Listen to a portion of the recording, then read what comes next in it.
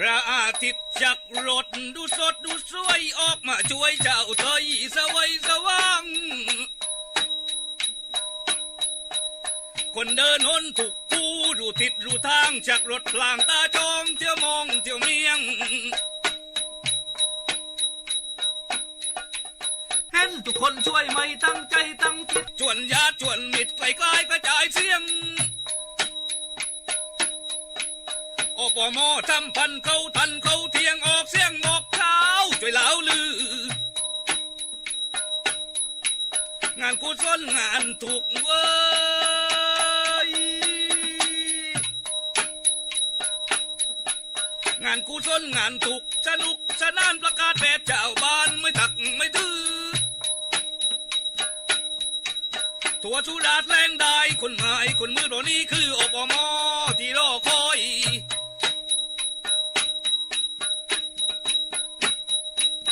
การมุ่งการเมืองเรียงของชาวบ้านทุกเรือนทุกจานได้รู้ได้ร้อยชักชวนมิตรรักช่วยทักช่วยถอยใจถอยสื่อสารของบ้านของเมืองโอ้ยแล้วเห็นโซ่โทนี่อยู่รีบแล้วเว้ยทุกคนทำหน้าที่ตามอาชีพของตนหรือตามหน้าที่ที่ตนย่างเต็มที่ย่างเสียสละเพื่อให้งานสำเร็จลุล่วงไปได้ด้วยดี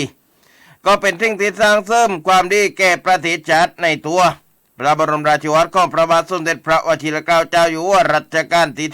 10สวัสดีครับท่านผู้ฟังที่เคารพท่านผู้ฟังที่รักท่านผู้ฟังที่นับถือ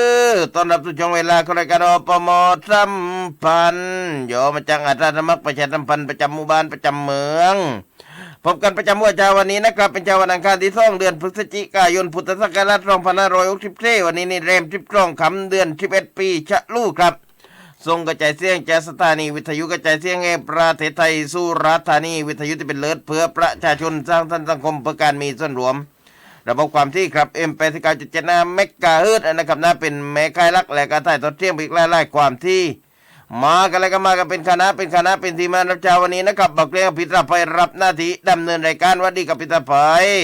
สวัสดีค่ะน้องเบาเกรียงสวัสดีท่านผู้ฟังทุกท่านนะคะกลับมาพบกันเหมือนเดิมทุกวันไม่มีวันหยุดอปมสัมพันธ์ของเราทุกๆวันเช้าตีห้ามาก็พบกันแล้วนะคะจนถึง6 โมงเช้าค่ะ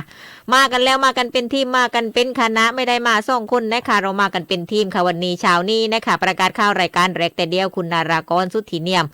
ช่างเทคนิคควบคุมเสียงควบคุม Facebook ไลฟ์เราได้ชมได้ฟังกันนะคะผีทองนะคะส้มปองเมืองแก้วบรรณาธิการข้าวประจำวันบกวิภาวันเทศประยูนคุณครูแดงโนรานะคะวัวเช้าก็นำพระอาทิตย์ฉักรถมาเป็นไตเติ้ลรายการในได้รับฟังกันท่านผอ.สุติมาสัญญาวงศ์ผอ.สวท.สุราษฎร์ธานีควบคุมการออกอากาศท่านผอ.สุภพงษ์ชาวเลนนะคะผอ.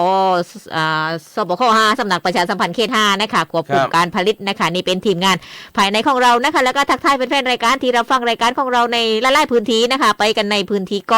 าะมุ้ยเกาะเตาเกาะงานเกาะแหลกเกาะน้อยนะคะสุราษฎร์ธานีเมืองรอยเกาะทักทายกันได้ทั่วไอ้ทึ่งนะคะใครที่รับฟังผ่านทางวิทยุนะคะสวทสมุยค่ะเชื่อมโยงสัญญาณรายการทางวิทยุให้เราได้รับฟังกันนะคะขอบคุณไปยังทีมงานของท่านผอ.จิราพรนุรักษ์ด้วยนะคะและการวิทยุเพื่อการเรียนรู้และเตือนภัยนะคะในระบบ AM 1,242 กิโลเฮิรตซ์ด้วยค่ะผอ.ศิริศักดิ์หมู่เอกนะครับนะเอาละกับตักใส่กันให้ถั่วให้ถึงนะครับจะไปในไปเยี่ยมกันนกกับตักใส่เสียงตามไส้โอกระจายข้าวเสียงหลายไส้สมาชิกชมรมเพื่อนรวตสมาชิกอปมอปปรอสมอบตอบจจรบอสตรอปมชและก็ท่านวันอายุอิสระทุกท่านด้วยนะครับค่ะทักทายกันให้ถั่วให้ถึงนะคะและก็ทักทายเป็นแฟนรายการทีชมผ่านทาง Facebook ไลฟ์นะคะหลายคน300 ว่าแล้วน้องเบาเกลียงเข้ามาทำได้เลยกับพิตรภัย300 ว่าทันแล้วนะคะตักถ่าย Facebook ไล่กันด้วยนะครับเข้ามาแล้วก็อย่าลืมช่วยกันไล่ช่วยกันแชร์นะครับพิตรภัยนะหลายคนก็ทำกันไม่ถูกนะครับโลลันสมัคร Facebook ง่ายแล้วก็พิมพ์ว่าทอเสื้อวอเว้นทอทหารแล้วก็จุดแล้วก็ทุรัฐธานีค่ะว่าเช้าตีห้าว่าเนี่ยก่อนตีห้าในรายการก็มาแล้วนะครับคุณวีระรักทองคุณรุ่มที่จงดูคุณเรนูคุณทุ่มใจคุณครุวัดนะครับนี่มากันแล้วนะคุณอุไรคุณกิติมาทองพึ่งคุณเจ้าไวทองมากันอ่านไม่ทันคุณปลานีนะครับคุณเรวัตคุณสรวุฒิเกิดครับคุณอุไรทุกเป็นคุณจ้อยคุณชะวิวัน คุณวันเพ็ญกำเงินนะครับนะคุณ คุณละอ้องแก้วปีใจเอามายุบยับเม็ดตักไทยกันนะครับพิธาภัย ค่ะ คุณสมพงษ์นะครับเอาคุณบุษบาวัฒนาใจคุณออนอุมาคุณทะมุนวันคุณชุ่มที่คุณชุ่มใจคุณกัญญาคุณกิตติมานะครับพอนะบอกเรื่องอ่านไม่ทันจริง ทันตักทายกันมาครับเป็นวันตักทายทุกคนทุกท่านแหละกันแหละครับพี่สะพาย ทักทายอ่านไม่ทันจริงๆนะคะข้อความขึ้นเร็วมากนะคะ บางคนก็บอกมาว่าฝนไม่ตกวันนี้ตัดอย่างได้นะคะฟังกันทุกวันวันไหนไม่ได้ฟังแล้วมันเหมือนคาดอะไรสักอย่างเอาเป็นว่าเราว่าเช้าๆก็มาพบป้าพูดคุยกันนะคะทักทายกันบางคนนี้ทักทายเพื่อนๆที่เม่นในเพศมาด้วยกันนะคะน้องเบาเกลียง ครับ ทักทายคนโน้นคนนี้ไอส่วนสวทของเรานะคะเป็นสื่อกลางก็แล้วกันในรายการได้มาพบปะพูดคุยกันแล้วก็ได้ฟังข้าวกันด้วยเช้าๆด้วยนะคะ ครับก็ตักทายกันได้นะครับนะวันนี้ ค่ะ ที่ร้อยว่าทันแล้วเข้ากันมานะครับ เอาละครับพี่สะพายช่วงนี้กลางคืนกลางค่ำนี่นอนกันไม่ใครรับเพราะความระวังพ้นความอากาศกันลักษณะอากาศเช้าวันนี้เป็นพันธุ์ผือกันมั่ง สำหรับอากาศในช่วงนี้นะคะเราจะเห็นว่าฝนฟ้าตกลงมาอย่างต่อเนื่องในหลายพื้นที่นะคะว่าเช้านี้บางท่านก็ยังตัดยั้งไม่ได้ค่ะน้องเบาเกลียงเพราะฉะนั้นเราไปติดตามพยากรณ์อากาศนะคะจากศูนย์อุตุนิยมวิทยาภาคใต้ฝั่งตะวันออกค่ะพยากรณ์อากาศ 24 ชั่วโมงบริเวณภาคใต้ฝั่งตะวันออกมีฝนหรือฝนฟ้าคะนองในหลายพื้นที่และก็ตกหนักบางแห่งด้วยนะคะโดยลมตะวันออกพัดปกคลุมอ่าวไทยภาคใต้และก็ทะเลอันดามันประกอบกับบริเวณความกดอากาศสูงจากประเทศจีนยังคงปกคลุมภาคตะวันออกเฉียงเหนือและก็ทะเลจีนใต้ทำให้ภาคใต้ฝั่งตะวันออกบ้านเรายังคงมีฝนหนักได้บางแห่งนะคะขอให้ประชาชนในพื้นที่เสี่ยงภัยระวังอันตรายที่เกิดจากฝนตกหนักฝนตกสะสมซึ่งอาจจะทำให้เกิดน้ำท่วมฉับพลันน้ำป่าไหลหลากได้สำหรับคลื่นลมบริเวณอ่าวไทยนะคะตั้งแต่จังหวัดนครศรีธรรมราชลงมานี่เลมีคลื่นสูง 1-2 เมตรบริเวณที่มีฝนฟ้าคะนองนะคะคลื่นสูงประมาณ2เมตรภาคใต้ฝั่งตะวันออกนะคะในช่วงนี้มีเมฆเป็นส่วนมากกับมีฝนฟ้าคะนองร้อยละ60ของพื้นที่ตกหนักบางแห้งลมตะวันออกความเร็ว 15-35 กิโลเมตรต่อชั่วโมงเลมีคลื่นสูง 1-2 เมตรบริเวณที่มีฝนคลื่นสูงมากกว่า2เมตรภาคใต้ฝั่งตะวันตกค่ะก็มีเมฆเป็นส่วนมากกับมีฝนฟ้าคะนองร้อยละ60ของพื้นที่เช่นเดียวกันนะคะตกหนักบางแห้งด้วยลมตะวันออกความเร็ว 15-30 กิโลเมตรต่อชั่วโมงห้างฝั่งเลมีคลื่นสูงประมาณ1เมตรบริเวณที่มีฝนคลื่นสูงมากกว่า2เมตรค่ะจังหวัดสุราษฎร์ธานีบ้านเรานะคะมีเมฆเป็นส่วนมากกับมีฝนฟ้าคะนองร้อยละ60ของพื้นที่ตกหนักบางแห้งโดยเฉพาะบริเวณอำเภอเกาะพังงานเกาะสมุยดอนซักเขียนซาเวียงซะพระแซงแล้วก็ชัยบุรีลมตะวันออกความเร็ว 15-30 กิโลเมตรต่อชั่วโมงเลมีคลื่นสูงประมาณ1เมตรบริเวณที่มีฝนคลื่นสูงมากกว่า2เมตรนะคะคาดว่าอุณหภูมิสูงสุด32องศาต่ำสุด23องศาดวงอาทิตย์ขึ้น 6:13 นาทีดวงอาทิตย์ตก 18:01 นาทีน้ำขึ้นเต็มที่21:10 21:33 นาทีนำลงเต็มที่15:35 นาทีนะคะแต่ว่าที่เกาะมุ้ยนี่มีฝนโดยละ70นะคะก็พี่น้องชาวเกาะมุ้ยช่วงนี้ก็รับนำฝนกันมากสักนิดนึงนะคะ ฝนมากอยู่ที่เกาะมุ้ยนะครับ ใช่นะคะในส่วนของอีกเรื่องนึงนะคะน้อง ครับ เกลียงทางกรมอุตุนิยมวิทยานี่ก็ยืนยันนะคะว่าสัปดาห์นี้นี่ยังไม่มีสัญญาณก่อตัวของพายุที่ส่งผลต่อสภาพอากาศของประเทศไทยนะคะโดยทางโฆษกกระทรวงดิจิทัลเพื่อเศรษฐกิจและสังคมนะคะท่านบอกว่าช่วงนี้นี่มีการเผยแพร่ข้อมูลเกี่ยวกับภัยพิบัติประเด็นเรื่องเตรียมรับมือพายุ5ลูกนะคะที่จะส่งผลกระทบกับประเทศไทยเพราะฉะนั้นทางศูนย์ต่อต้านข้าวปลอมนะคะก็ได้แค่ไปตรวจสอบนะคะน้องเบาเกลียงว่าพายุ5ลูกที่เจ้าเข้ามาประเทศไทยนี่จริงไหมนะคะก็พบว่าข้อมูลนี้เป็นข้อมูลเท็จนะคะซึ่งทางกรมอุตุนิยมวิทยาก็ได้ตรวจสอบและก็ติดตามสถานการณ์พายุมุ่นเขตร้อนในสัปดาห์นี้ก็คือตั้งแต่วันที่1ถึงวันที่8พฤศจิกายนนะคะก็พบว่ายังไม่มีสัญญาณการก่อตัวของพายุมุ่นเขตร้อนที่จะมีผลกระทบต่อประเทศไทยมีเพียงย่อมความกดอากาศต่ำที่บริเวณทะเลจีนใต้แล้วก็อ่าวไทยทำให้ภาคใต้นั้นมีฝนเพิ่มขึ้นเท่านั้นเองนะคะส่วนพายุ5ลูกที่เผยแพร่กระต่างซื่อนั้นบอกว่าไม่จริงเป็นข้อมูลเท็จนะคะพายุยังไม่มีนะครับนะยังไม่ก่อตัวค่ะเพราะฉะนั้นควังข้าวกับควังเลกันได้ดีเลที่มาของข้าวกันได้ดีนะครับใช่ค่ะแต่ว่าฝนตกหนักในช่วงนี้นะฝนเนี่ยตกค่ะมันก็หนาวฝนเลยทำเพื่อนะลอยกระทงอยู่ข้างหน้านะครับปิดไฟใช่ค่ะเอาละกับจากพยากรณ์อากาศมาเลยราคาย่างพาราจากตลาดกลางย่างพาราสุราษฎร์ธานีกันบ้างกับเจงการซื้อขายในวิธีการประมูลกันมาเมื่อแรกแต่ว่านะครับวันแรกของเดือนพฤศจิกายนวันแรกของสัปดาห์นี้วันจันทร์ที่1 พฤศจิกายน กับปรากฏว่าย่างแผ่นดิบคุณภาพดีราคากิโลกรัมละ54 บาทกับ6 ตังค์น้ำหนักย่างนะครับ6,600 โลย่างแผ่นดิบความชื้น3-5%ราคากิโลกรัมละ53 บาท 75 ตังค์น้ำหนักย่าง4,800 โลมีผู้มาซื้อ9 รายนะครับมาค่ายกัน3 รายราคาท้องถิ่นบ้านเรากับท้องถิ่นบ้านเราแต่51 บาท56 ตังค์เลยกับพิธาภัยขึ้นหน้าเลยนะราคาย่างนะนะครับ51 บาท56 ตังค์ครับน้ำย่างสดเฉลี่ยกิโลกรัมละ50 บาท 25 ตังค์เทศย่างเฉลี่ยกิโลกรัมละ24 บาท50 ตังค์ครับที่นครที่ธรรมราชนะครับย่างแผ่นดิบนะครับเฉลี่ยกิโลกรัมละ53 บาท68 ตังค์ที่ตรงท่าย่างแผ่นดิบนะครับ63 บาท55 ตังค์นายนกิจอรุดินกับผู้อำนวยการทำงานตลาดกลางย่างพาราสุราษฎร์ธานีแจ้งข้าวกันมาเลยราคาย่างเลยใบใจราคาปั๊มก็ใบใจจะไม่พิจารณาไปใช่ค่ะช่วงนี้พี่น้องบ้านเรานี่ยิ้มหน้าตาแจ่มใสในการน้องเบาเกลียงนะครับแต่การไม่ใครเท่าไรก็บอกว่าปั๊มเพลงก็จริงแล้วบอกเกลียงแต่ว่ามาเลยแต่ราคาปุ๋ยก็ไม่ลดเลยคุณเรื่องว่าพิจารณาไปปุ๋ยก็ขึ้นนอกจากปุ๋ยแล้วน้องเบาเกลียงนี่ช่วงนี้ว่าพักกับเพลงกันพักเพลงเลยยังย่างไอ้น้ำมันกับเพลงแล้วนะครับเรียกว่ามันก็ไปลงกันแล้วแล้วเรียกว่านะย่างขึ้นปามขึ้นนะครับแต่ว่าน้ำมันเพลงปักเพลงกับร้านเพลงก็ไปลงตัวกันแล้วแล้วก็ปิดรับไปใช่นี่ค่ะทุกสิ่งทุกอย่างมันก็นะรุ่งต่ำครับไปดีข้าวบารกิจท่านนายกรัฐมนตรีนะคะนี่แต่ว่าท่านไม่ได้อยู่ในประเทศเรานะตอนนี้นะมาเกลียงไปต่างประเทศดูไปต่างประเทศดูอังกฤษใช่นะคะท่านแต่ว่านี่ท่านก็เดินทางไปเข้าร่วมพิธีเปิดการประชุมรัฐภาคีกรอบอนุสัญญาสหประชาชาติว่าด้วยการเปลี่ยนแปลงสภาพภูมิอากาศหรือว่าCOP 26นะคะก็มีผู้นำ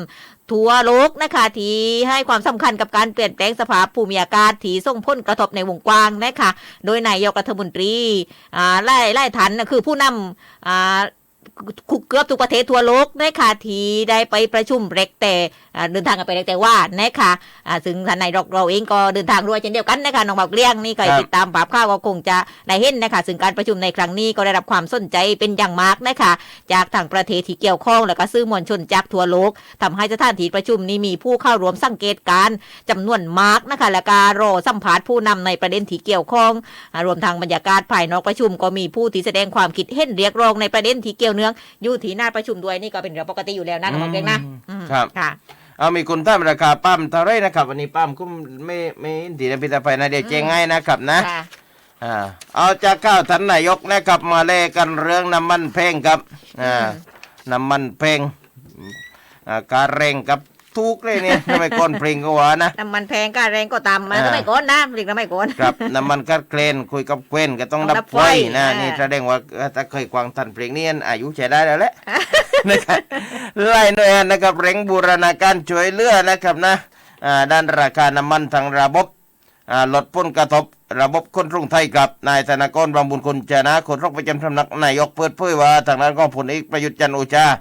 นายกรัฐมนตรีนะครับได้มอบหมายหน่วยงานที่เกี่ยวข้องเร่งแก้ไขปัญหาความเดือดร้อนของผู้ประกอบการภาคขนส่งและก็โลจิสติกส์ไทยหลังราคาน้ำมันโลกนะครับปรับตัวสูงขึ้นมาระยะหนึ่งแล้วจากเศรษฐกิจทั่วโลกนะครับรวมทั้งเศรษฐกิจและก็ภาคการผลิตไทยเริ่มฟื้นตัวก็ทำให้ต้นทุนผู้ประกอบการรถบรรทุกเพิ่มสูงขึ้นล่าสุดนะครับรัฐมนตรีว่าการกระทรวงคมนาคมนะครับได้รับเป็นเจ้าภาพในการจัดประชุมหารือหน่วยงานระหว่างหน่วยงานที่เกี่ยวข้องกระทรวงคมนาคมกระทรวงพลังงานและก็ผู้แทนสหพันธ์การขนส่งทางบกแห่งประเทศไทยซึ่งกระทรวงนะครับจะนำพ้นการหารือนะครับนะเรียนไปยังท่านนายกและก็นำเข้าสู่ที่ประชุมครม.ต่อไปโฆษกประจำสำนักนายกก็บอกนะครับว่านายกติดตามสถานการณ์พลังงานมาโดยตลอดและเข้าใจความเดือดร้อนของผู้ประกอบการขนส่งโลจิสติกส์ครับเนื่องจากราคาน้ำมันเป็นต้นทุนสำคัญในการประกอบการที่ผ่านมาครับรัฐบาลใช้กลไกกองทุนน้ำมันกลึง ก็ไปกับกลึงราคาน้ำมันดีเซลมุ่นเร็วนะครับให้ไม่เกิน30 บาทต่อลิตรจนถึงเดือนตุลาคมที่ผ่านมาเพื่อบรรเทาภาระความเดือดร้อนในเบื้องต้นหลังจากนี้จะมีการศึกษา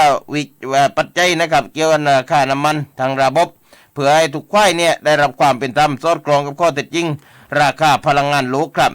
ขณะเดียวกันรัฐบาลก็ยังสามารถจัดเก็บรายได้นะครับเพื่อนำมาพัฒนาโครงการพื้นฐานของประเทศและก็พลังงานรูปแบบอื่นๆเพื่อสนับสนุนในภาคการขนส่งและก็โลจิสติกส์ไทยนะครับมีต้นทุนที่ต่ำลง แข่งขันได้นะครับรวมทั้ง ก็ไปกับสามารถขยายตัวสอดคล้องกับเศรษฐกิจและการภาคการผลิตไทยกลับมาเติบโตอย่างต่อเนื่องด้วย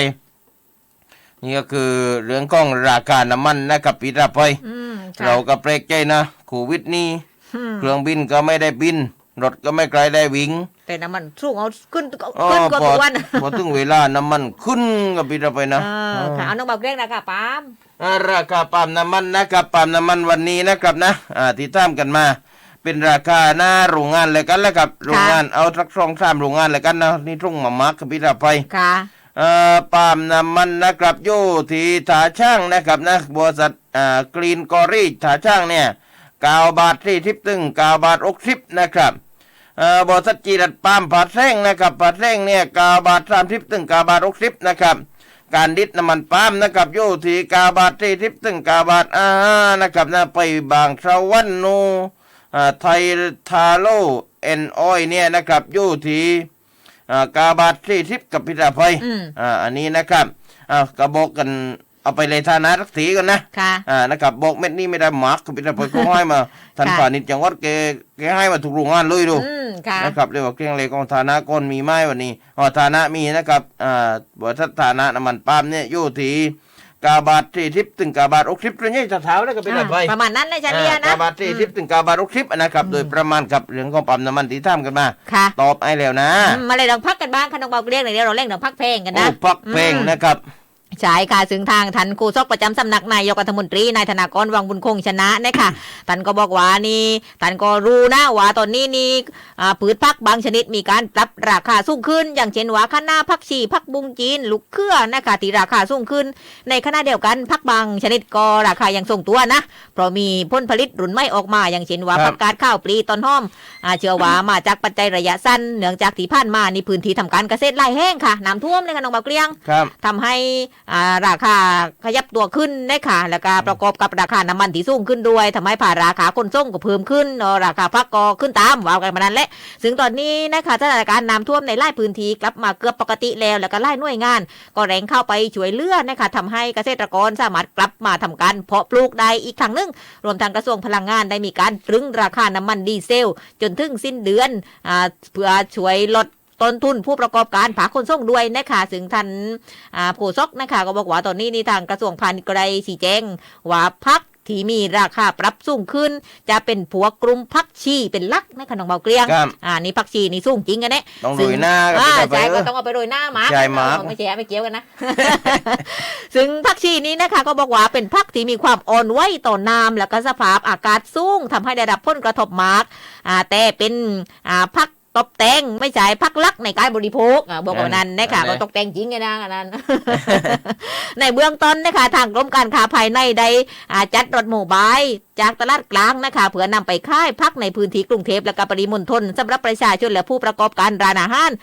ซื้อพักได้ในราคาที่เหมาะสมนะคะซึ่งทางกระทรวงพาณิชย์ก็จะลงไปติดตามแก้ไขปัญหาสาเหตุที่ต้นตอของน้องเบาเกลียง ครับ ต้นตอพักชีนี่ไม่ไอแกล้งนะก็บอกจะติดตามติดต้นตอเลยว่าทำไมพักชีถึงแพงนะคะแล้วก็จะช่วยหาแนวทางในการบรรเทาความเดือดร้อนให้กับผู้บริโภคนะคะนี่ก็ไปติดตามกันนะคะซึ่งสถานการณ์เชื่อว่านะคะท่านครูซอกบอกว่าเชื่อว่าอีกไม่นานสถานการณ์จะคลี่คลายราคาพักจะกลับสู่ภาวะสมดุลตามกลไกตลาดอีกครั้งหนึงนะคะ แต่พักเพลงมันนี่เชื่อว่านุ่นสันผู้กวังนะครับสันพอประเสริฐศรีราสั้นเนาะแกอยู่ตรงกล้าเนาะแกไม่เดือดร้อนกับพิ แล้ว ธา แก ภัย ทำทุกอย่างในส่วน อ๋อ แก ในช่วงแกปลูกไปกินเองทุกอย่างนะครับกับใส่สันพอกันเจ้าวันนี้นะครับนะมานั่งติดตามรับชมรายการอปมกันอยู่ ดูแลสุขภาพด้วยนะคะท่านหัวหน้าบอกไว้ในภาพแล้วเป็นห่วงนี่การทำช่วนแกล้งแรงเกินนี่ เอาใน Facebook วันนี้นะครับพักเพลงมีต่างแก้ไขปัญหาก็ช่วยกัน ค่ะ แจ้งกันมาได้นะครับ อย่าเคียนมาบอกว่าหลักพักเพื่อนกันจะได้ครับ ไม่ได้นี่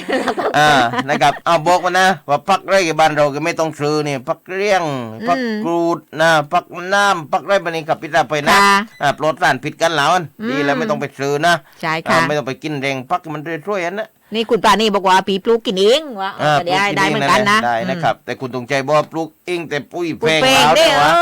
าทำน้ำมักชีวภาพแล้วครับคุณตรงใจ ค่ะ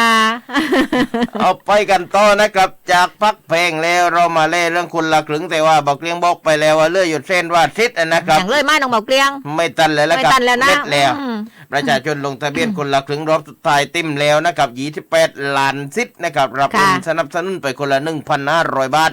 แต่ว่าไปลั่นนัดรอยตรงข้างสถานีตรงนี้พิตราพอยโอ้ แน่นเลยนะ ใกล้กันคึกคักนะครับคึกคัก อืม ถือกุ้งถือมุกถือปลาถือข้าวต้านกันนะคนละครึ่งก็ตั้งปี ค่ะ โดยเมื่อไรแต่ว่านะครับรัฐบาลได้เพิ่มวงเงินสนับสนุนโครงการคนละครึ่งระยะที่3นะครับรอบที่3อีกจำนวน 1,500 บาทต่อคนรวมแล้วนี่ได้มาแล้ว 4,500 แล้วและกับพิธาภัย ค่ะ ตลอดโครงการนะครับแต่คนที่เข้ารวมไม่แต่ว่าก็ได้ 4,500 ทีเดียวเลย อืม ซึ่งวงเงินสนับสนุนเพิ่มเติมดังกล่าวจะได้รับอัตโนมัตินะครับประชาชนจ่ายผ่านโครงการคนละครึ่งได้จนถึงสิ้นปีนี้31 ธันวาคม จากข้อมูลนะครับผู้ลงทะเบียนเข้าร่วมโครงการคนละครึ่งระยะที่3เต็มแล้วนะครับ28 ล้านสิทธิ์ครับ อืม และก็กระทรวงการคลังเนี่ยก็ได้ประเมินผลผู้ลงทะเบียนนะครับไม่สำเร็จอีกจำนวนประมาณเส้นว่าสิทธิ์ ค่ะ ก็แน่นอนครับก็ทิศดังกล่าวเพื่อประชาชนเข้าร่วมโครงการคนละครึ่งระยะที่3อีกครั้งนะครับเมื่อไรแต่ว่าด้วยเช่นกันเนี่ยล่าสุดเนี่ยลงเต็มแล้วนะครับพิธาไป อืม ต้นเรือไม้ก็เปิด6 โมงเช้าเมื่อไรแต่ว่า เต็มป่าเลยอ่ะ 8 โมง 39 นาทีเม็ดแล้ว จากตีอกเลยนะ เจ้า6 โมงเช้าแป๊บเดียวนัดเส้นวันอาทิตย์เม็ดแล้วนะครับนะขอแสดงความเสียใจคนที่ทำไม่ทันด้วยครับ อืมค่ะไม่ปลื้มนะคะเพื่อมีเฟสซี่เฟสอาร์ เหลาและ ใช่ นะ นะคะเล็กแต่ว่าค่ะเล็กแต่ว่ามีคนละครึ่งเข้าบัญชีไปแล้วนะครับ เล็กแต่ว่าก็เปิดแล้วน้องเบาเกลียงเปิดแล้วนะ เปิดได้ครับ เปิดประเทศแล้วเลยแต่ว่า เปิดประเทศเลย เปิดประเทศแล้วนะคะสำหรับการเปิดประเทศรับนักท่องเที่ยวเล็กแต่ว่าเริ่ม1 พฤศจิกายนนะคะถึงทางโฆษกในธนากรวังคงชนะนี่ท่านบอกว่าจากการเปิดประเทศเพื่อรับนักท่องเที่ยวที่เดินทางมาจากประเทศต่างๆนะคะบรรยากาศนี่เล็กแต่ว่านี่บอกว่าคึกคักทีเดียวนะคะโดยท่าอากาศยานสุวรรณภูมิค่ะมีนักท่องเที่ยวจากสายการบินต่างประเทศต่างๆนี้ก็จะเดินทางเข้ามาในประเทศไทยโดยเที่ยวบินแรกที่เดินทางเข้ามาในไทยนะคะเป็นเที่ยวบินจากประเทศญี่ปุ่นนะคะเดินทางออกมาจากสนามบินโตเกียวนาริตะประเทศญี่ปุ่นนะคะมีผู้โดยสาร43 คนแต่ที่13 คนนี้เป็นคนไทยที่32กับน้องเบาเกลียงแล้วก็ต่างชาติ11 คนนะคะสำหรับสายการบินนาริตะประเทศญี่ปุ่นนะคะทั้งหมดซึ่งเข้ามาก็แน่นอนและก็ต้องตรวจคัดกรองโรคโควิด -19 อย่างเข้มข้นนะคะก็มีเจ้าหน้าที่ที่ท่าอากาศยานสุวรรณภูมินะคะก็เข้ามาตรวจแล้วก็ใส่ชุด PPE ได้เรียบร้อยแล้วนะคัดกรองตรวจเอกสารในไร่เผื่อป้องกันการแพร่ระบาดของโควิด -19 นะคะซึ่งเล็กแต่ว่าขนมเบาเกลียงมีจำนวน61 เที่ยวบินนะคะ61 เที่ยวบินที่เป็นเที่ยวบินโดยสารส่วนใหญ่ก็มาจากประเทศยุโรปเป็นหลักนะประเทศยุโรปเป็นหลักก็มีจำนวนนักท่องเที่ยวที่เข้ามาต่างชาตินี่ประมาณ 2,300 คนแล้วก็คนไทยนะคะเดินทางกลับมาจากประเทศอีกส่วนหนึ่งด้วยก็มีเรียกแต่ว่านี่มีคนเดินทางเข้ามาประเทศนะคะนี่ท่านโฆษกบอกว่าประมาณ 3,000 คนนะคะนี่ก็ถือว่าเป็นการเปิดประเทศวันแรกแล้วก็เรียกแต่ว่าวันแรกด้วยในการเปิดเรียนนะคะทางกระทรวงศึกษาธิการก็ได้มีการรายงานบรรยากาศวันเปิดเรียนวันแรกในหลายพื้นที่นะคะผู้ปกครองก็ตื่นเต้นเด็กๆก็ตื่นเต้นนะคะพาน้องไปโรงเรียนนะคะแต่ว่าการไปโรงเรียนก็ต้องรักษามาตรการควบคุมป้องกันโควิด -19 ด้วยนะคะน้องบอกเปลี่ยง ของสุราษฎร์ธานีมีนิดน้อยนะครับในการเปิดเรียนกับพิธาไปนะ ค่ะ เอามาได้แต่ได้ว่าแกบอกพักเพลงกินพักได้นะครับนี่หลายคนก็บอกมากินพักเซียนมั่งกินยอกกล้วยเตื้อนมั่งนี่นะ เซียนยกกล้วยเทื่อนนะ มาว่าเจ้าๆนะ ค่ะ นะครับแต่ก็หลายคนบอกพักเก็บเพลงกับเพื่อนคือพักเบียร์กันไป นั่นแหละเป่งเอาบักเบียร์นี่ไม่อ่านกินนี่ ยากับพักเบียร์ครับไปนะ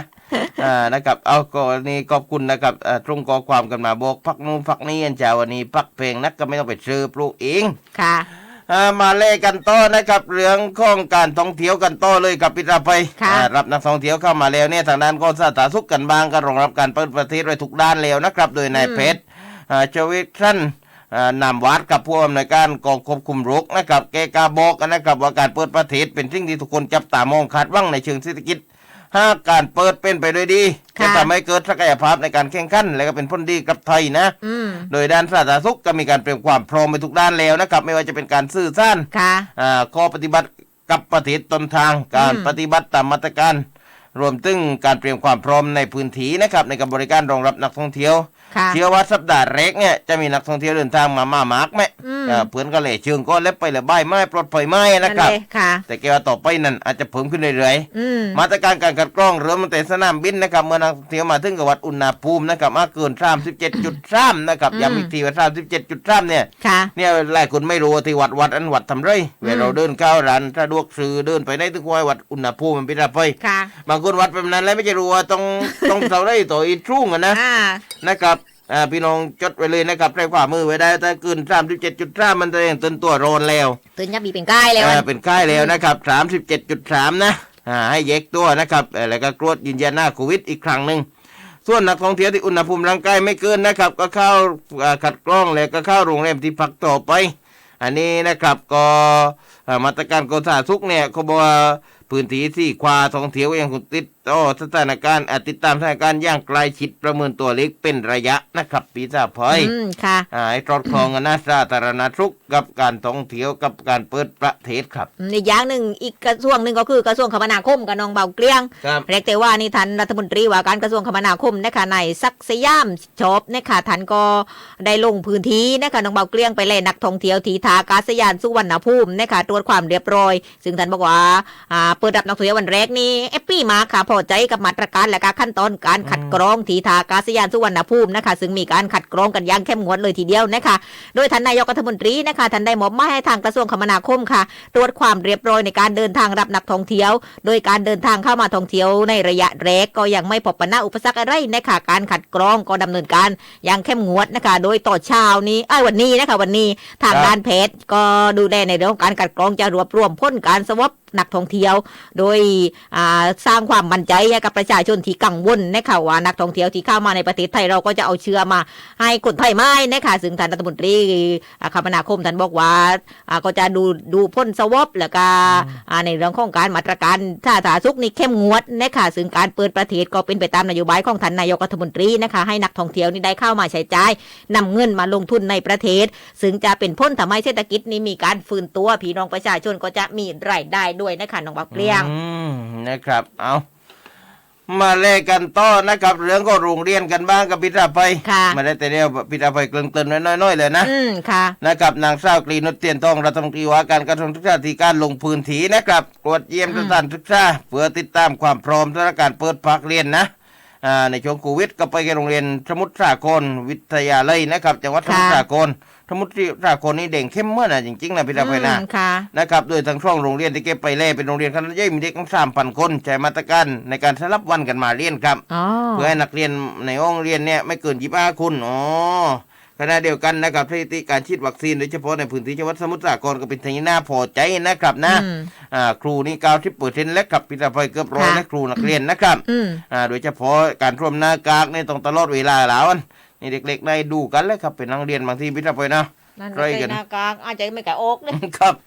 ในส่วนของการกวดหน้าเชื้อแบบ ATK นั่นนะครับใช้โดยเฉพาะโรงเรียนที่อยู่ในพื้นที่เสี่ยงเท่านั้นนะครับไม่ต้องกังวล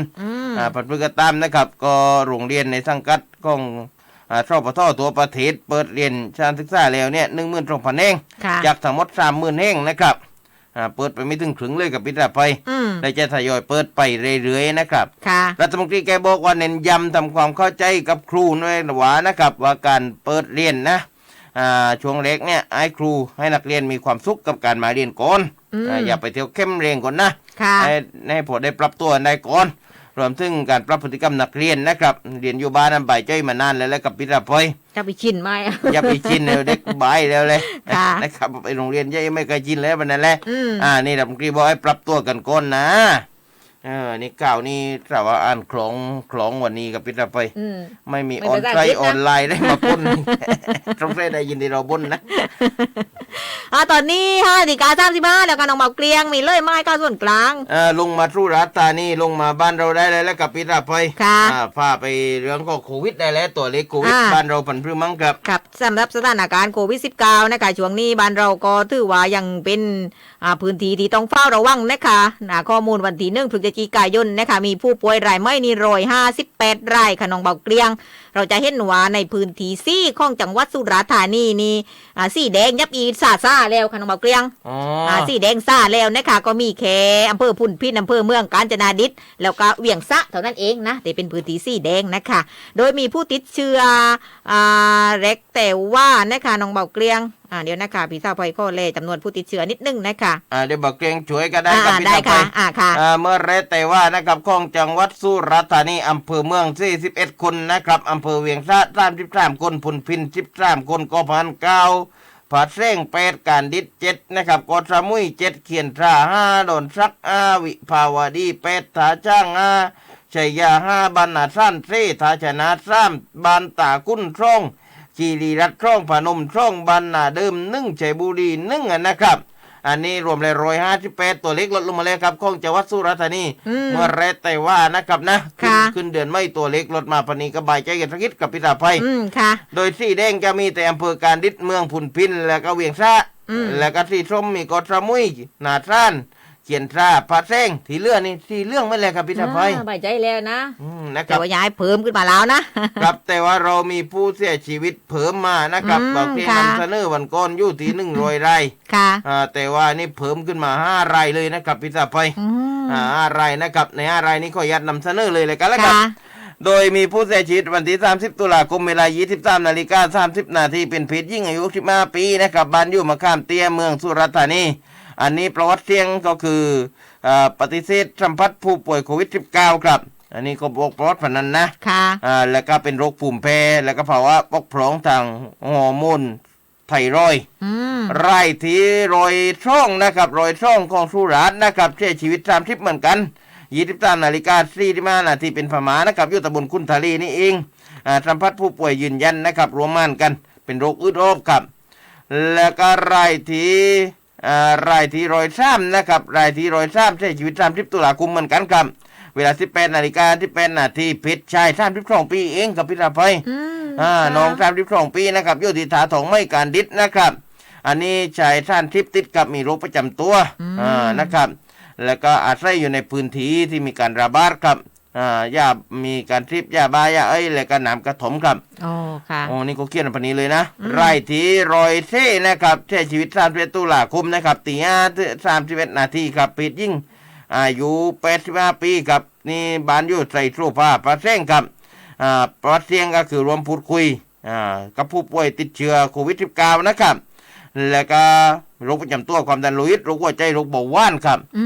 แล้วก็รายสุดท้ายนะครับรายที่105ของสุราษฎร์ธานีนะครับเสียชีวิตเมื่อ31 ตุลาคมนะครับเวลา 10:17 นาทีเพชรชาย90 ปีอยู่ที่ตำบลปาวีคุณตานะครับ90 ปีปาวีชัยยามีประวัติสัมผัสเสี่ยงกับสัมผัสผู้ป่วยยืนยันนะครับรวมบ้านกันแล้วก็มีโรคประจำตัวความดันโลหิตสูงไขมันในเลือดผิดปกตินะครับสุราษฎร์ธานีรวมแล้วตอนนี้นะครับเสียชีวิตแล้ว105 รายกับพิธาภัยแล้วก็มาไม่ที่นำมาเสนอวันนี้5 รายครับค่ะในส่วนของจังหวัดนครศรีธรรมราชนะคะเล็กแต่ว่านี่มีผู้ติดเชื้อ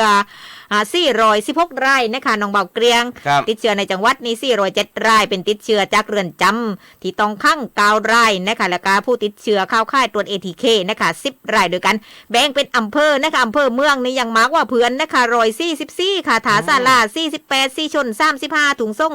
31ร้อนผีบุญ28หัวใส่26ช้างกลาง20จุฬาภรณ์16จะว่าง12จะเริ่มประเกียรติ9บางขั้น8คันน้อม7ทำพันนารา6พระพรหม5ลานสกา4พรหมคีรี3ปากพนัง3นพิตำจะอวดอย่างหลัน1นะคะน้องเบาเกลียงในส่วนของผู้เสียชีวิตรวมสะสมของจังหวัดนครศรีธรรมราชนี่199 รายนะคะน้องเบาเกลียงนะครับทำให้ที่นครศรีธรรมราชเนี่ยนะครับเปิดการเรียนการสอนวันแรกภาคเรียนที่2ทุกโรงเรียนในจังหวัดนครยังคงต้องเรียนผ่านระบบออนไลน์นะครับนะหลังจากผู้ติดเชื้ออย่างรุ่งต่อเนื่องของคนยังไม่เปิดเรียนเลยครับยังไม่เปิดการนครยังไม่เปิดเรียนนะส่วนสุราษฎร์ธานีของเรานะครับสุราษฎร์ธานีของเราเนี่ยกับพิธาภัยก็มีการเปิดแล้วนะครับเมื่อได้แต่ว่านะในเขตบันดอนนะครับก็เปิดเรียนแบบสมัครใจเฉพาะชั้นป .6 นะครับของบางโรงเรียนเท่านั้นโดยเมื่อไรแต่ว่าวันแรกนะครับเฉพาะการเปิดนักเรียนชั้นประถมศึกษาปีที่6โรงเรียนมานีตานุเคราะห์นะครับบริเวณด้านหน้าเนี่ยผู้ปกครองก็มาส่งบุตรหลานกันนะ โดยไม่ลงจากรถกับนักเรียนต้องเดินไปยังจุดคัดกรองเข้าประตูเพื่อทำการวัดค่ายหลังมือภายใต้มาตรการนะครับนายปรีชาบุญสุวรรณกับผู้อำนวยการโรงเรียนมานิตานุเคราะห์แกก็บอกว่านะครับได้มีการสอบถามไปยังผู้ปกครองชั้นปกทุกคนถึงความสมัครใจให้นักเรียนเนี่ยมาเรียนในวันนี้ซึ่งนักเรียนเนี่ยมีการแจ้งความประสงค์มาเรียนประมาณ200 คนคิดเป็น30%นะครับส่วนนักเรียนที่ไม่มาเรียนก็ได้ทำเรียนการเรียนออนไลน์ครับที่บ้านควบคู่กันไปพร้อมกันกับในห้องเรียนและกับพิจารณาภัยเรียนยาไปผู้ปกครองนะครับครับมาอย่างต่อเนื่องทางผู้ปกครองเองก็มีความกังวลนะแต่ก็อยากให้ลูกได้รับความรู้ในบทเรียนมากที่สุดเนื่องจากกำลังเรียนต่อในชั้นม .1 และกับพิจารณาภัยก็เลือกมาเรียนที่โรงเรียนเพื่ออนาคตนะครับเอาก็นี่ที่มานิต้าเขาเปิดมาได้แต่ว่าเฉพาะป .6 แบบสมัครใจครับค่ะในส่วนของการติดเชื้อโควิด -19 ภาคใต้ตอนล่างนะคะเรามาเล่ตัวเล็กนะคะนี่สงขลานี่ยังมาวินอันดับ1อยู่ตลอดนะคะ476นะคะปัตตานี448นราธิวาส351ตรัง295ยะลา290พัทลุง157แล้วก็สตูล95นะคะน้องบอกเกลียงเอาตัวเล็กนะค่ะพยายามที่จะมาให้ท่านผู้ฟังได้รับทราบกันในหลายๆพื้นที่นะคะน้องบอกเกลียงนะครับวันนี้นี่ก็เป็นรอยทันติดตามรับฟังรายการอปม.ขอบคุณมากนะครับนะเอาไปแลกกันต่อนะครับนะไปแลกกันต่อที่การฉีดวัคซีนกันบ้างแต่ว่าเรานำเสนอกันไปบอกเขามีการ walk in แล้วคือเดินไปฉีดได้เลยกับพิธาภัยโดยชาวสุราษฎร์เนี่ยก็ไปฉีดวัคซีนกันคึกคักกันนะครับนะเมื่อไรแต่ว่าที่อังซาไทยซึ่งเป็นจุดบริการฉีดวัคซีนแบบ walk in ครับก็อำเภอเมืองบรรยากาศคึกคักแต่ว่าเช้าเลยนะครับประชาชนเคว้งและก็คนสุราษฎร์อันนี้คุ้ให้ทั้งพี่นะใช่ไม่ต้องลงทะเบียนไม่ต้องไม่ใช้คำว่าแฟ้งนี่คือหมายความว่าอาจจะบานอยู่จังหวัดอื่นแต่มาทำงานที่นี่ใช่คำว่าพิธาภัยแบบนี้นายกตัวอย่างนะไม่ได้ย้ายมาที่เขาไม่ให้กับพิธาภัยและก็ที่สำคัญเลยนะครับแรงงานต่างด้าวที่ทำงานในพื้นที่ก็อาชีพด้วยแกทำมาแต่ว่าเพื่อไม่อาชีพต่างด้าวนี่ก็ให้นะแต่ว่าแรงงานต่างด้าวต้องมีบัตรที่จุ่มพูนต้องเป็นต่างด้าวถูกต้องตามกฎหมายนะครับเดินทางมาชีดได้แต่หัวเช้าเลยนะครับทางการอำนวยความสะดวกของเจ้าหน้าที่ประจำจุดต่างๆนะครับนางสรึเมาตุยแรงงานชาวกัมพูชาที่ทำงานในเมืองบันดอนมา6 ปีแล้วไอ้ยานี่นัก900จริงสัมผัสได้เลยนะแต่แกเล่งไทยได้แล้วแหละได้เล่งได้แล้วแหละครับก็เดินทางมารอคิวแต่6 โมงเช้าเนาะจกอปมเนี่ยไปนั่งคอยเลยเรื่องว่าเพราะอยากมีภูมิคุ้มกันมีใบรับรองการฉีดวัคซีนได้เดินทางกลับกัมพูชาสักทีดีใจที่รัฐบาลไทยจัดสรรวัคซีนให้ฟรีเรียกว่านะค่ะนายแพทย์สำเนียงเร่งสะว่างกับรองนายแพทย์ทุกจังหวัดเนี่ยแกก็บอกว่าจังหวัดสุราษฎร์ธานีจัดสรรวัคซีนนะครับน่าสุดขวายเข็ม1ซีโนแวคเข็ม2แอสตราเซเนกาจากกระทรวงสาธารณสุขเนี่ย100,000 โดสให้บริการแก่ประชาชนกลุ่มที่สามารถจะเดินทางเข้ามา walk in เข้ามาฉีดได้ในทุกอำเภอก็คาดว่าจะครบภายในสัปดาห์นี้แหละขณะนี้ภาพรวมประชาชนในจังหวัดสุราษฎร์ธานีอายุ12 ปีขึ้นไปได้รับการฉีดวัคซีนแล้วกว่า 600,000 คนรวมที่ได้รับการจัดสรรเพิ่มเติมมาอีก 100,000 คนก็เป็น 700,000 คนยังคาดอีกประมาณ200,000 คนผู้ว่าเองนายแพทย์สาธารณสุขก็อยู่ระหว่างการข้อจัดสรรวัคซีนเพิ่มเติมทำให้ชาวสุราษฎร์ธานีได้รับวัคซีนครบ 100%กว้างให้ชาวสุราษฎร์ธานีช่วยกันสำรวจเลยสิในชุมชนนั้นใครไม่ฉีดที่มั้งให้เขารับการฉีดวัคซีนให้ครบถ้วนเพื่อสร้างภูมิคุ้มกันหมู่ให้สามารถกลับมาใช้ชีวิตใกล้เคียงกับปกติมากที่สุดครับนะคะเพราะว่าการสร้างภูมิคุ้มกันหมู่นี่เราสามารถที่จะป้องกันการระบาดของโควิด -19 ได้นะคะน้องเบาเกลียงฉีดกันเยอะๆยิงตอนนี้นี่เราเปิดประเทศอย่างเป็นทางการนะคะให้นักท่องเที่ยวได้เข้ามาเที่ยวในพื้นที่ต่างๆได้โดยเฉพาะพื้นที่ที่เขานำร้อง17 จังหวัดนะคะน้องเบาเกลียงซึ่งในนั้นแน่นอนในสุราษฎร์ธานีเรามีอยู่ด้วยเพราะฉะนั้นนักท่องเที่ยวที่มาเขาก็เซฟตัวเองเดี๋ยวเราก็ต้องเซฟตัวเองเหมือนกันนะคะเอานักท่องเที่ยวเอาเงินมาใช้จ่ายทำให้เกิดเศรษฐกิจหมุนเวียนนะคะพี่น้องเราก็ไม่ลำบากนักแรงน้องเบาเกลียงที่ผ่านมานี้เอ็นดูนะครับทักทาย800 ว่าท่านติดตามรับชมทาง Facebook นะครับนะแล้วก็พี่น้องที่วิทยุก็ไม่ต้องน้อยใจครับทักทายกันเหมือนเดิมวิทยุก็ยังฟังกันเหมือนเดิมเลยค่ะน้องเบาเกลียงใช่นะคะลากไล่พื้นที่นี่คุณส้มซี่บอกว่าทักทายเป็นรายการทั่วโลกฟังกันทั่วโลกนะคะนี่ภาพนี่เป็นภาพจากบึงกุฎเล่นนะคะโดยผีทองของเราซึ่งเป็นนักปั่นนะคะไม่ใช่ปั่นหุ้นนะนักปั่นจักรยานนะเขาไปใต้รูปมาแล้วก็มาเล่ให้ท่านได้ชมกันนะคะสำหรับภาพฉาก ากล่างของเราพี่จะไปปัดนานแน่นอนนะคะนี่เป็นฉากเฉยๆน้องบอกเกลียงไม่ได้เป็นนางอยู่ในบึ้งกุเล่นะไปเล่เรื่องของการเฝ้าระวังน้ำท่วมกันบ้างค่ะน้องบอกเกลียงท่านจำนงสวัสดิ์วงศ์นะคะหัวหน้าสำนักงานป้องกันและบรรเทาสาธารณภัยจังหวัดสุราษฎร์ธานีนะคะวันนี้ไม่รู้ฟังรายการเรามาส่วนมากแกจะนั่งชมรายการเราอยู่ด้วยนะ ตัวหน้าจำนงแกออกกำลังกายหรือว่าชาววิทยาภัย ออกกำลังกายทุกวันเช้าเลยนะคะท่านก็ได้พูดถึงสถานการณ์ในพื้นที่เสี่ยงน้ำท่วมนะคะอุทกภัยวาตภัยและก็ดินโคลนถล่มของจังหวัดสุราษฎร์ธานีนะคะบอกว่าในจังหวัดสุราษฎร์ธานีนี้ก็มีพื้นที่ที่เสี่ยงนะคะต่อวาตภัยอุทกภัยดินโคลนถล่มอยู่บ่อยครั้งนะคะประกอบกับแม่น้ำตาปีหล่นลิ่งที่อำเภอพระแซงเขียนซ่าแล้วก็พุ่นพินน้ำปลาไหลลากที่อำเภอกาญจนดิษฐ์ดินโคลนถล่มและน้ำปลาไหลลากที่ชัยยาขณะที่ต้องเฝ้าระวังคลื่นลมแรงนะคะริมชายฝั่งเลที่อำเภอเกาะมุ้ยเกาะพังงันทาชนะชัยยาทาช่างพุ่นพินอำเภอเมืองกาญจนดิษฐ์แล้วก็ดอนซักนะคะซึ่งท่านจำนงตันบอกว่าตอนนี้นี่ได้ประสานไปยังหัวหน้าสำนักงานป้องกันและบรรเทาสาธารณภัยสาขานะคะอย่างเช่นว่าพระแซงสาขาทาชนะสาขาเกาะมุ้ยพร้อมกับเจ้าหน้าที่ทุกคนติดตามสภาพอากาศปริมาณน้ำนะคะโดยย้ำการรวมตรวจสอบศูนย์วิทยุชุมชนการรายงานข้อมูลการประสานงานกับอำเภอและก็องค์กรปกครองส่วนท้องถิ่นในพื้นที่เสี่ยงการสำรวจกลุ่มเปราะบางนะคะอันนี้ก็ต้องไปสำรวจกันอย่างต่อเนื่องนะคะสำรวจความต้องการข้อสนับสนุนจุดติดตั้งเครื่องกลเครื่องจักรกลเครื่องสูบน้ำเรือทองแบนจุดติดตั้งโรงครัวสนามนะคะและการชี้แจงให้ประชาชนนั้นเฝ้าระวังเตรียมรับภัยที่อาจจะเกิดขึ้นด้วยนะคะเราเตรียมความพร้อมเป็นสิ่งที่ดีนะคะโดยเฉพาะพื้นที่เสี่ยงต่างๆที่เกิดภัยซ้ำซากนะคะน้องบอกเกลียงนะครับบ้านเรานี่พยายามนี่ก็ต้องเตรียมความพร้อมแล้วกับพิธภัยนะค่ะ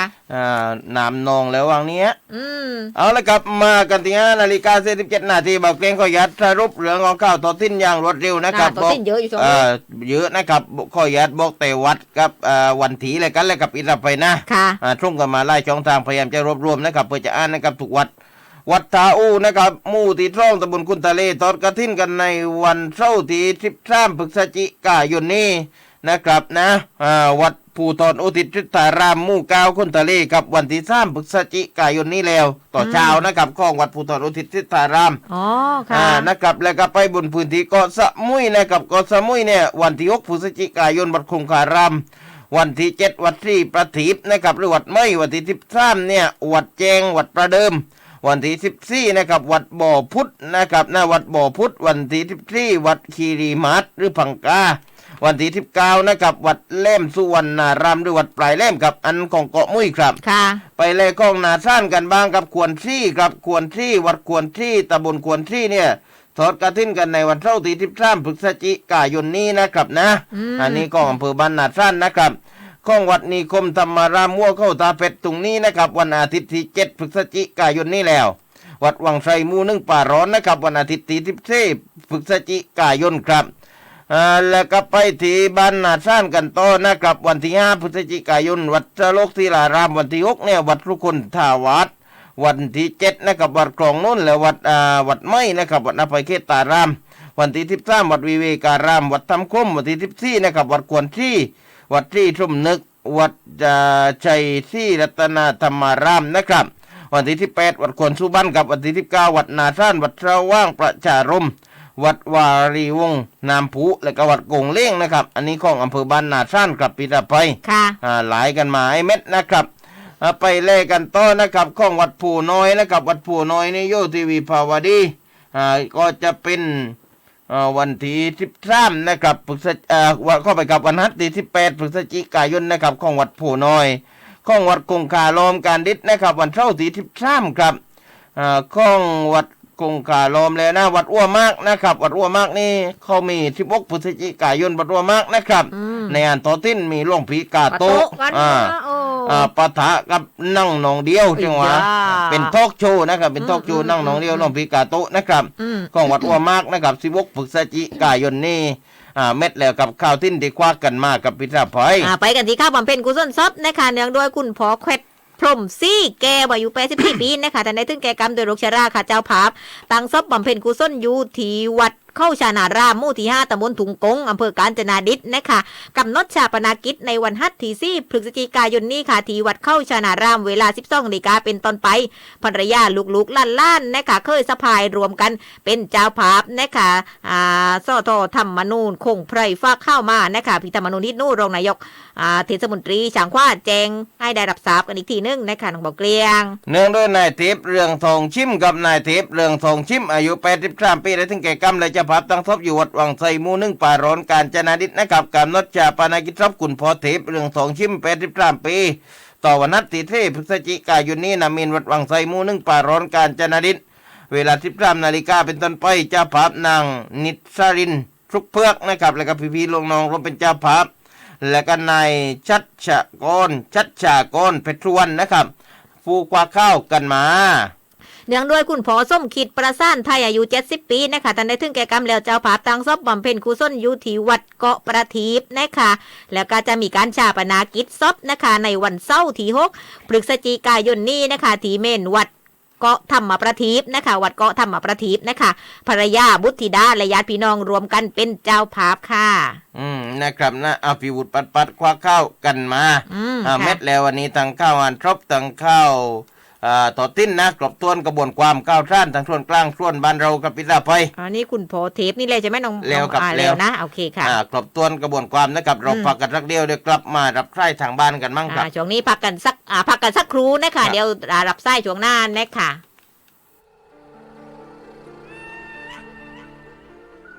คุณเคยสัมผัสไหมว่า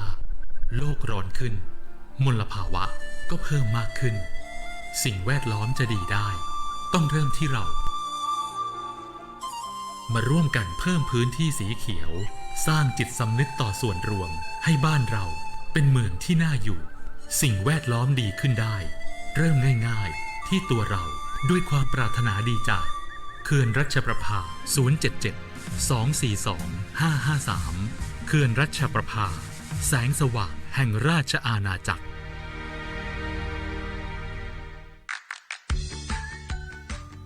เพราะเสียงของทุกคนคือพลังพัฒนาตำบลของพวกเรา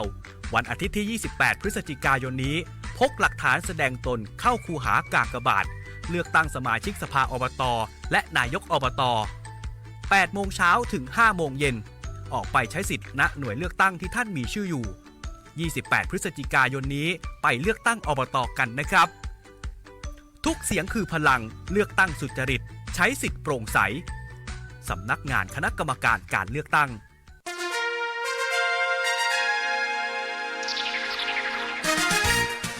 คุณกำลังรับฟังสถานีวิทยุกระจายเสียงแห่งประเทศไทยจังหวัดสุราษฎร์ธานี FM 89.75 เมกะเฮิรตซ์วิทยุประเทศไทยให้ความรู้คู่ความสุขช่วงนี้เปิดซ้ายนะคะท่านรวมกันแจ้งข่าวประชาสัมพันธ์ค่ายแรกมารออยู่แล้วนะคะสวัสดีค่ะอปมครับสวัสดีครับผมสวัสดีสวีจุมพรครับจากสวีจุมพรหน้าเชียงดังขวางชัดนะรักเชียงดังขวางชัดครับผมทราบว่าเราอ่านเบาเกลียงหนองทราบไปด้วยครับว่าผมอยู่สบายดีฝากไปถึงพี่น้องชาวขีรัฐครับต้นเชื้อเลยอ่ะนี่เรากับ6 ปีไปสวีติดตามรายการตั้งแต่สมัยเบาที่เน้นร้อมเนาะต้นเชื้อไร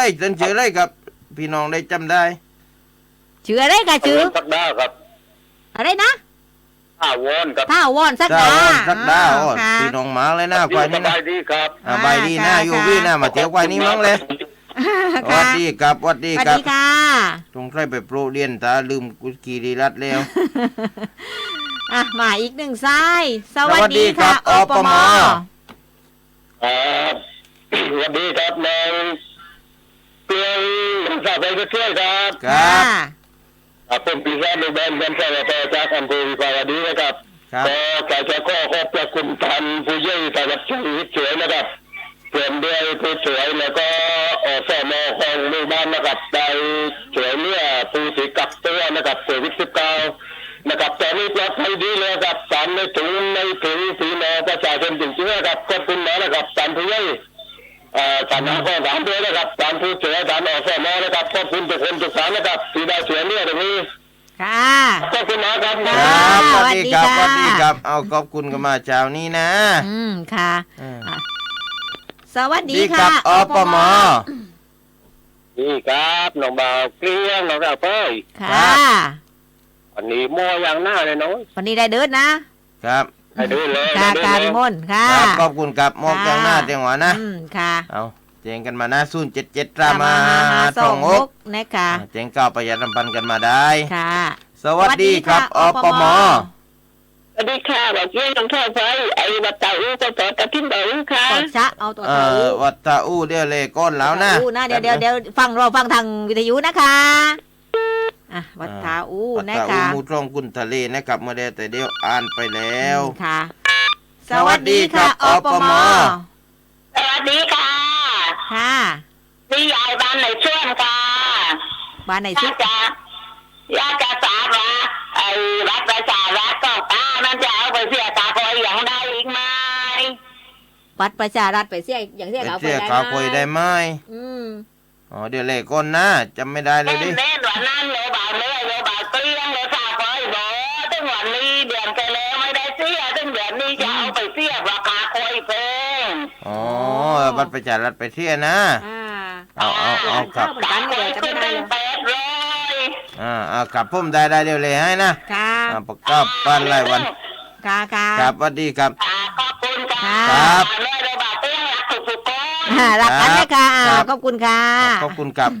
ผลรายวันอะไรจำไม่ได้ อันไหนอ่านเก้าไล่เก้าเกิดบางทีก็ วัดตาอูมูตรงกุนตะลีนี่วันเสาร์ที่13นะครับนะต่อทิ้นนะครับนะวัดตาอูเสาร์ที่13 ค่ะ สวัสดีค่ะ สวัสดีครับอปม เอ้า สวัสดีครับอปม สวัสดีค่ะ ค่ะ ครับ มาจากรายการทางซ่องค่ะ จ้า ครับ ให้กำลังใจพี่นะ ค่ะ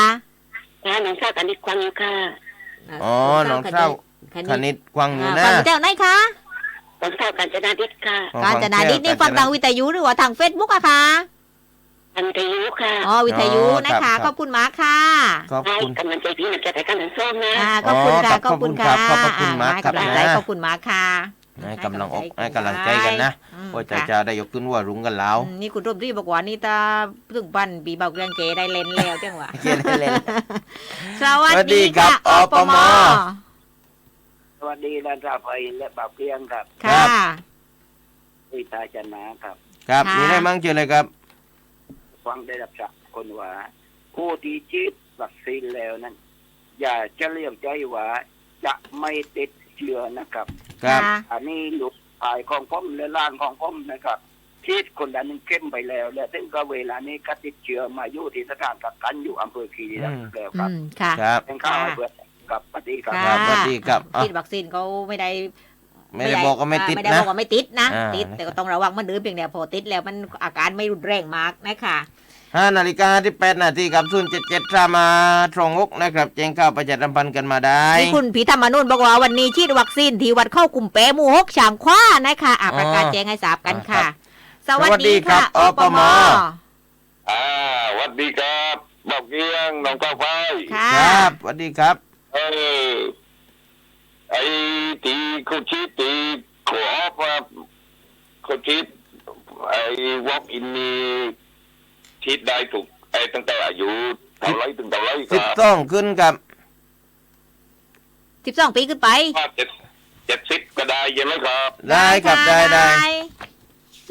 ลูกชิดตั้งแต่วันที่เท่าไรถึงวันที่เท่าไรพอทราบไหมครับ อ๋อมันแต่ละทีส่วนใหญ่เนี่ยหรือมันแต่ว่าอะไรครับ แต่ว่าที่ซ่าไทยก็แต่ว่านะ แต่ว่าซาไทยหรือแต่ว่า ใช่ค่ะ อ้าวครับ ค่ะ ครับผม สวัสดีครับ สวัสดี ครับ ค่ะ สวัสดีครับนี่นะครับขบคณะที่ภาพรวมประชาชนในจังหวัดสุราษฎร์ธานีอายุ12 ปีขึ้นไป อืม ได้รับการฉีดวัคซีนแล้วกว่านะครับนี่ก็12 ปีขึ้นไปคือที่ได้รับแล้วกับพิธา อ๋ ไป อค่ะ น่าจะ18 ปีขึ้นไปนะ ค่ะ ในกลุ่มผู้ใหญ่นะครับเอา ไปฉีดกันได้นะ ไปฉี คะ ดกันได้ ตรง นะครับ นี้นี่ walk in แล้วนะคะฐานสามารถที่จะเข้าไปแล้วก็ข้อฉีดได้เลยนะคะสำหรับใครที่ยังไม่ได้ฉีดวัคซีนที่นะ ค ค่ะ รับวกอินนะครับ ค่ะ 18 ปีขึ้นไป น่าจะได้สุดท้ายและ สวัสดีครับ ะ อปม สวัสดีค่ะ สวัสดีครับ วันนี้ อ่า เวลาหมด หมดแล้ว แล้วนะคะต้องลากันไปก่อนนะคะวันนี้เวลาหมดผีเศร้าไผ่น้องเบาเกลียงผีสมปองบางแก้วลาไปก่อนต่อเช้ามาพบกันไม่เหมือนเดิมสำหรับวันนี้สวัส สวัสดี ดี ครั ค่ะ บ เกาะติดทุกสถานการณ์